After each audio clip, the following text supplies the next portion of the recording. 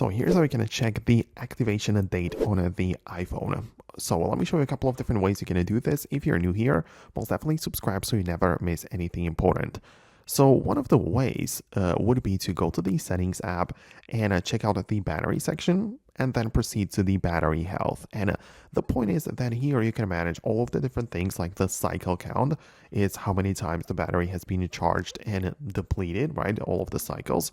But also you can see manufacturing date of the battery as well as the first use. So it makes sense that the first use is basically when you open up the phone and start using it for the first time. So that is the activation date, right? So you started using the iPhone, you open up the box, sign in with your account, whatever, and this is the first time it has been recognized. So it's not like a full date, but it's like month in the year, so it gives you the approximate time frame for it.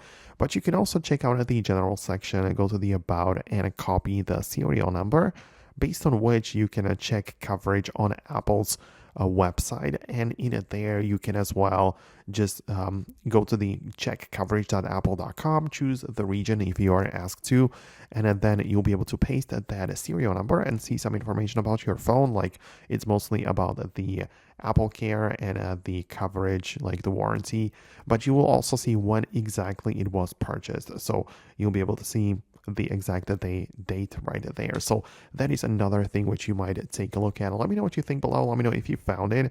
Most definitely subscribe for more tutorials and videos like this, and I'll talk to you soon.